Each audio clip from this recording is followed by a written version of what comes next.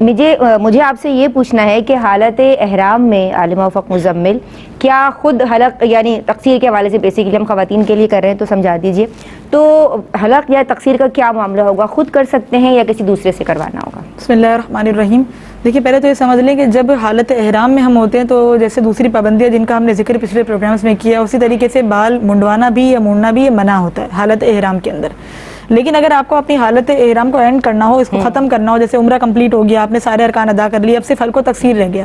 تو ایسی صورت میں آپ چاہے خود حالت احرام میں آپ دوسروں کے بال کاٹیں گے، کوئی آپ کے بھی بال کاٹ دیا، خود اپنے بال کاٹ کر آپ احرام سے باہر ہو سکتے ہیں، اچھا اس وقت تو یہ کر سکتے ہیں۔ لیکن اگر آپ ابھی حالت احرام میں ہیں، ابھی حلق و تقصیر کا موقع نہیں آیا اور اس سے پہلے کوئی یہ کام کرنا چاہتا ہے، تو ایسی صورتوں میں بعض کنڈیشن میں دم لازم ہوتا ہے، بعض میں صدقہ لازم ہوتا ہے، اچھا، اور بعض پر جو فقط خیرات لازم ہوتی ہے۔ ٹھیک، یہاں پر جو شرعی اصطلاحات یوز ہوتی ہے، دم کا مطلب یہ ہوتا ہے کہ ایک چھوٹا جانور قربان کرنا حدود حرم میں، جیسے بکرا یا دمبا وغیرہ،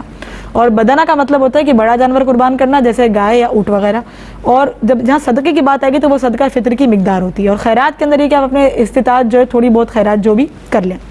بہرحال اگر کسی شخص نے حالت احرام میں ہونے کے بعد اپنا خود کا جو ہے وہ بال منڈے یا قصر کیے، حلق یا قصر دونوں کی بات ہو رہی ہے،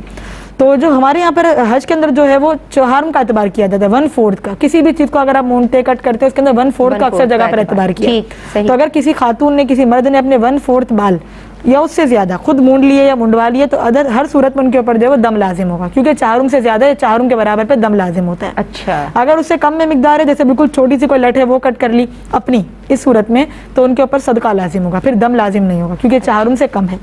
اچھا، دوسری کنڈیشن وہ ہے کہ خود حالت احرام میں مگر جن کے بال مونڈے وہ کون ہیں، یا تو وہ محرم ہوں گے یا غیر محرم ہوں گے، دونوں صورتیں ہیں۔ جس کے بال مونڈے اگر وہ غیر محرم ہے تو ایسی صورت میں فقط خیرات لازم ہے، دم یا صدقہ وغیرہ لازم نہیں، تھوڑی بہت خیرات جو ہے وہ کر دیں۔